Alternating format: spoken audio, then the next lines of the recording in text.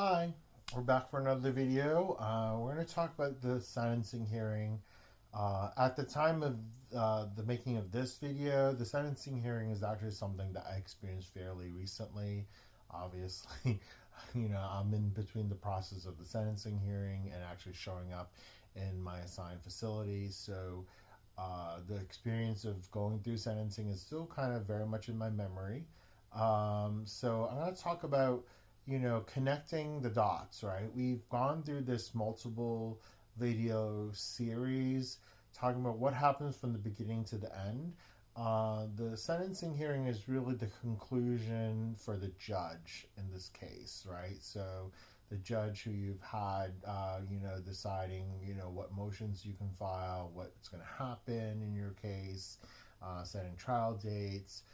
If you have gone the route of doing a plea, they're the ones accepting it, and then for sentencing, what happens is that they're gonna look at now based on your plea agreement, the terms of your plea agreement.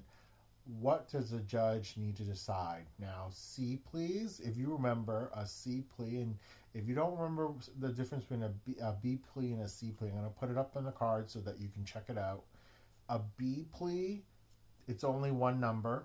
A judge either agrees or disagrees with that number, and they can change that number if they don't like it. And then a C plea is a range, right? A range of numbers, like say, for example, between 5 to 10, and the judge is restricted to only picking a number between 5 and 10. They cannot go lower or above that range.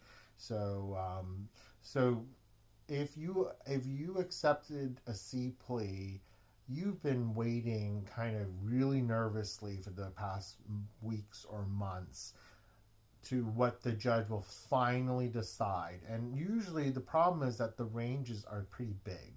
That the range is, it could be 5 years or 10 years of a range, and that is like a lot of uncertainty, and so that can really mess a lot of folks up in terms of just fearing and not being sure of what the judge will do.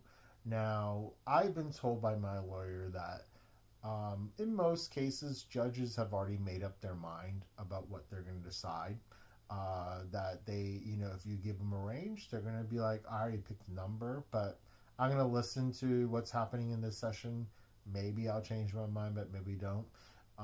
From their experience, they said that very few judges actually walk in with no idea what to do. All right, um, so the hearing, the sentencing hearing starts again with a restatement of the facts. And if you heard from my criticisms from the plea hearing video, these are the facts according to the prosecutor. They will say all of the most kind of misleading, incorrect things, stuff that they yelled out to the media to say why you had 17 guns in the back of the car that they found the drugs, and he has an extensive criminal network of 5 other people up and down the block selling drugs to little kids.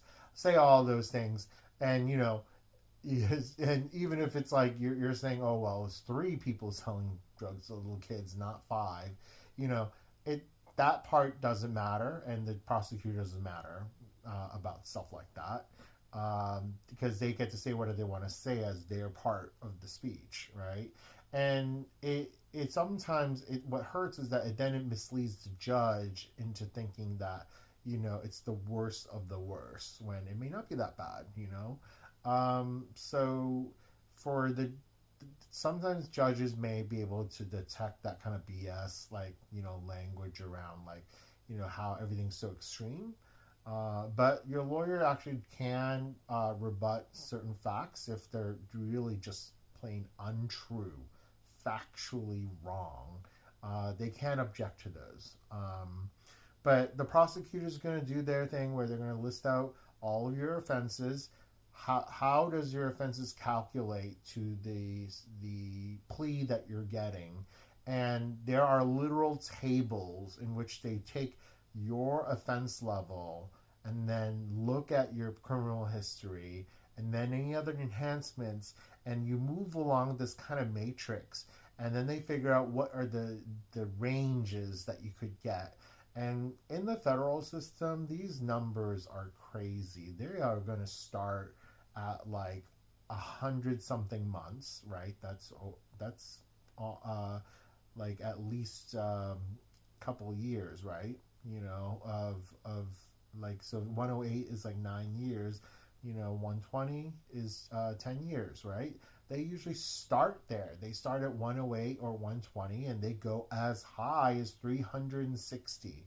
So depending on your original case and whether or not you pled down, they can first come up with a number that says, based on the charges, these multiple charges, we're looking at normally at 240 to 360, right? That's 20 to 30 years, right?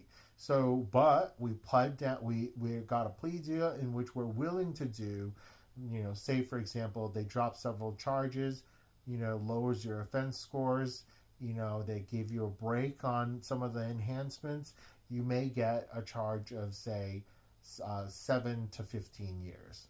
That's still a lot of time, but it's massively less time than, say, 20 to 30 years. But you're now stuck in this potential range of 7 to 15, right? So the government's restated why this range exists. And of course, what the prosecutor is going to ask for. They're going to ask for the max. They're going to say you deserve 15 years because you're a drug dealer who's been in trouble before. You're actually violated parole.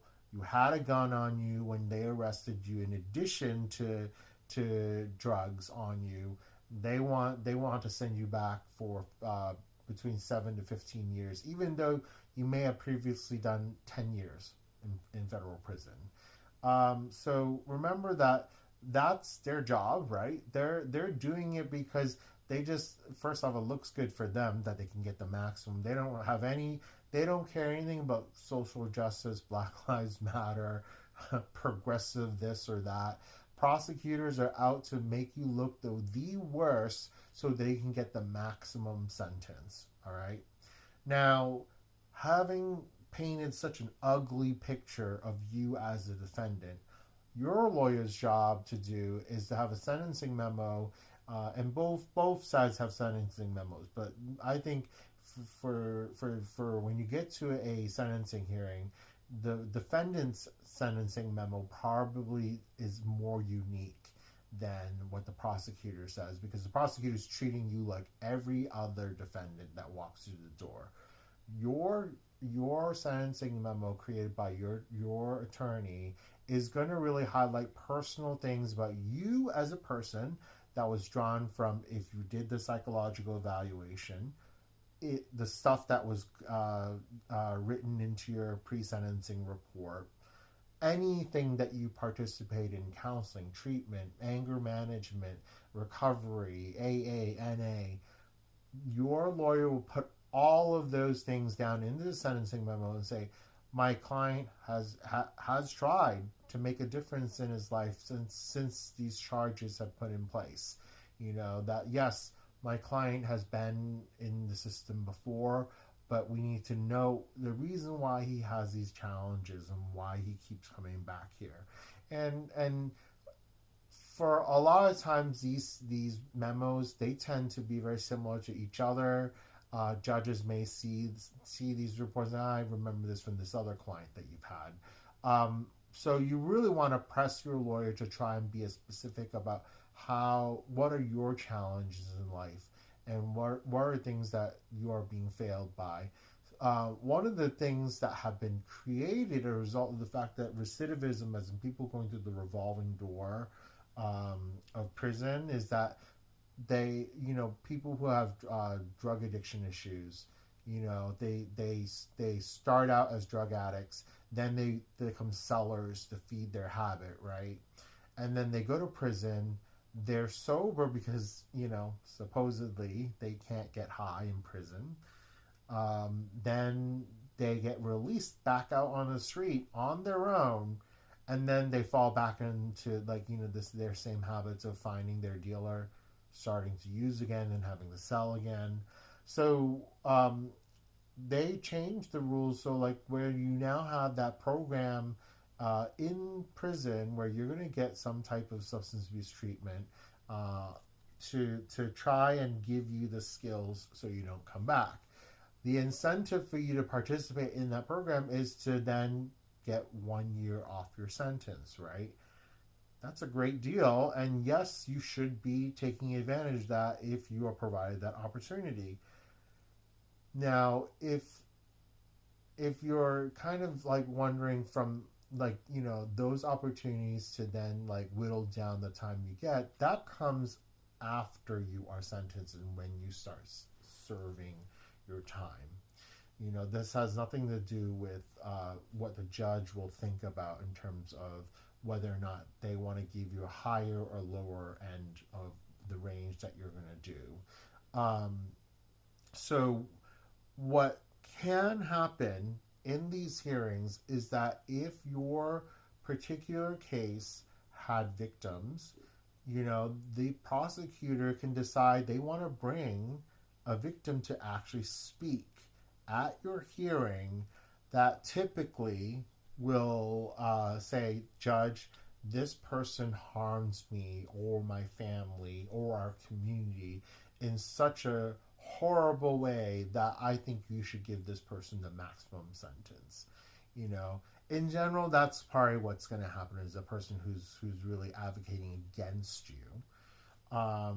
And then you have an opportunity to then make your own personal statement to the judge about what's happened to you during this time since you originally got arrested, arraigned, and to you getting into this hearing now. What have you done?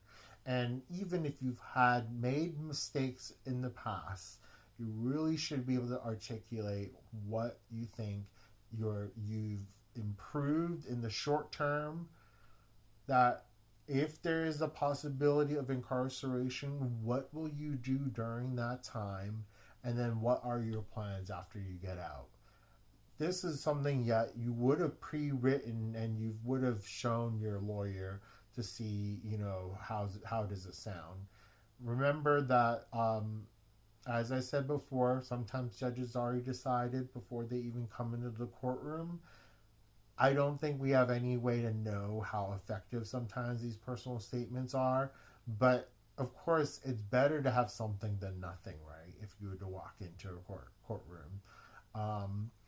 What I've been told from lawyers is that if you use what's called a restorative justice framework, and I'm actually going to put that in the description below, so I'll give you a link so that you can find out more about this. But if you are able to frame your situation in that framework, judges tend to respond better to those types of personal statements.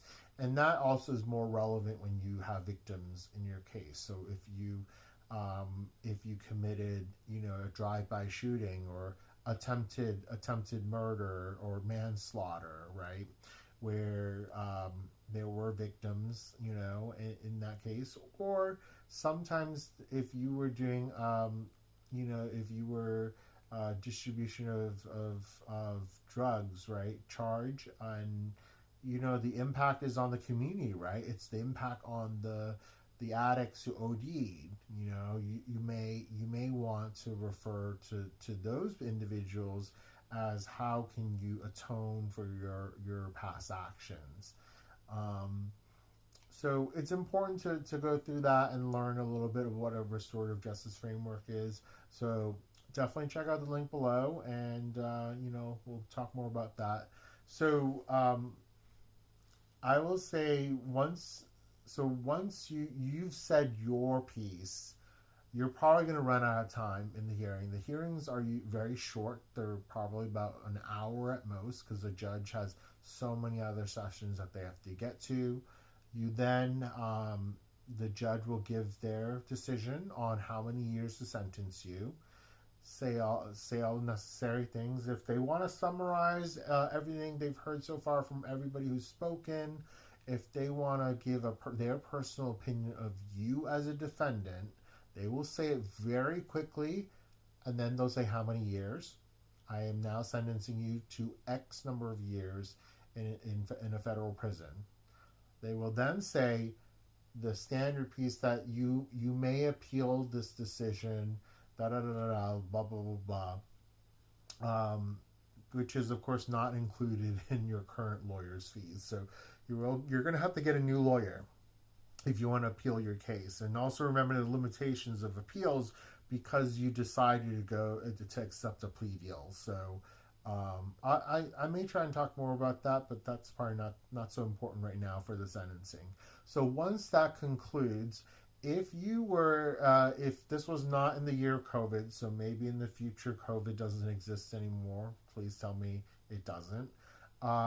Then if you were at home during a virtual session, there's not a high likely chance that they would then send the U.S. Marshals or FBI to come pick you up and immediately put you into detention until they decide where to send you. If you were in the courthouse originally, there was probably a high chance that they would have then just taken you to the holding cells in the basement or something and hold you and then send you to like a county lockup. And then you'll wait from that county lockup until you get to where you need to go to when you're designated.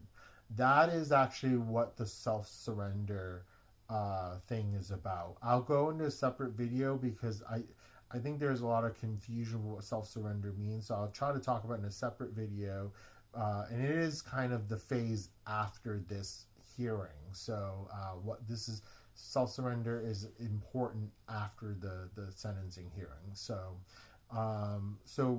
you have to be cautious that yes, there is a possibility that even if you were previously released on recognizance, up until the sentencing hearing, that a judge can decide that they don't want you back out in the community because you're about to be sent away to the facility, that they now want you to be detained.